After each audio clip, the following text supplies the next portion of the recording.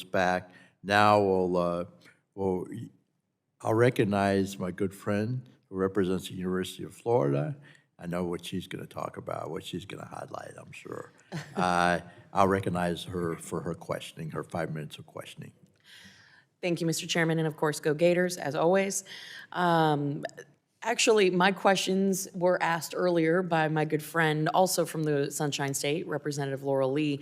And so now that we're towards the tail end of the committee hearing, a lot has been discussed. Certainly, I wanted to talk about digital twins, the investments the University of Florida is making. But I wanted to open up the floor to each of our witnesses because I know there's always something that gets left out of these hearings. So I'm going to start with you, Ms. Humpton. If you can maybe speak to some of the things that you wanted to cover or didn't get asked in this hearing yet today. This has been a phenomenal conversation, and I'm looking down at my notes of things that I wanted to make sure we covered, and I'm coming up empty. Thank you for making sure that we have a comprehensive dialogue. I think the thing that I hope we all leave with today is that industrial AI is different from consumer AI. Thank you. Absolutely. And thank you for all the work that you do on digital twins. It is absolutely revolutionary, and I'm very excited for the possibilities of digital twins in multiple different industries and sectors. So thank you. Mr. Kinder, I know Representative Laurel Lee, she mentioned the University of Florida and the College of Engineering.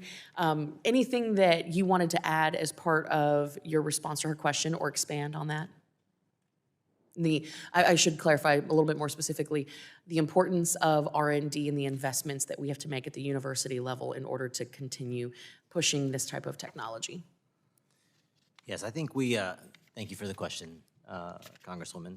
We're very excited about the Florida partnership. Yes. I think it's going to launch this fall, I believe is the plan, for the degree program.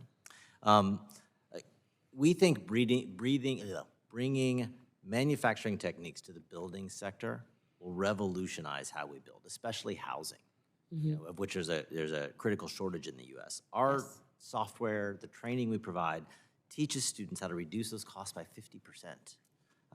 And this is where Autodesk brings together both manufacturing and architecture, engineering, and construction. We partnered with a modular construction company in Oakland, California, to design more than 300 AI-enabled affordable housing units at about half the cost and half the time and half of the waste in the process. So we're very proud of that and look forward. Welcome back to Conservative News, where we bring you the real stories shaping America's future.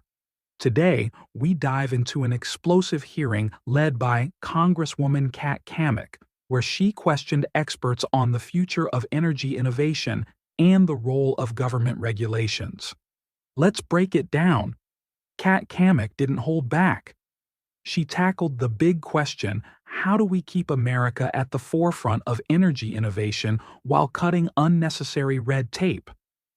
Experts highlighted groundbreaking advancements, from AI-driven digital twins to revolutionary modular construction techniques, all designed to slash costs and boost efficiency. So, what do you think? Should Congress slash regulations and renew RD tax credits to keep America ahead? Drop your thoughts in the comments, hit that like button, and subscribe to Conservative News for more hard-hitting analysis. Thanks for watching, and remember America first, always. But here's working with and partnering with universities to further that type of research. And along with that, in Congress, we're doing everything we can to make sure that the regulatory environment doesn't trip everybody up as we're innovating, and you guys are doing so much more with half the cost and half the time. We need to do it with half the regulations. So this is my shameless plug for the REINS Act right now, but thank you for that. Dr. Reynolds, I saw you flipping through your notes to make sure that there was nothing that you hadn't missed. Was there anything that you wanted to cover that we haven't touched on today? You know, I might just reinforce a few points that I think have been made today. The first one I want to make is a sense of urgency. I think that we have an understanding that we really need to do a collaborative project here. This is going to take government, it's going to take industry, it's going to take academia, it'll take the civil society. But we have an urgent moment here because I think the U.S. is at an inflection point, and we have done so much over the last few years to rebuild this manufacturing base, to build momentum. We now have hundreds of new facilities being built. We have a whole new crop of manufacturing startups that are really changing the face, particularly in AI. All of that momentum must continue. And if we can get aligned and ensure that we don't have too much disruption or changing of the rules midstream, I think that we are really going to be able to accelerate the work here and succeed with our tipping point. And so I want to also just emphasize that that path forward is really an investment in the technology, but it's also the investment in our workers. And those together will help us do this. Excellent, thank you. Floor is yours. Thank you, Congresswoman. I think the one issue that didn't come up today that I just want to mention is tax policy. And I realize this is not the Tax Writing Committee, but everyone here is going to have an opportunity to vote on taxes at some point. The expiration of the provision in the 2017 Tax Cut and Jobs Act that allows companies to deduct the investment that they make in research and development Absolutely. in the year in which that investment takes place. The expiration of that provision has been enormously harmful to the ability of companies to invest in R&D here in the U.S.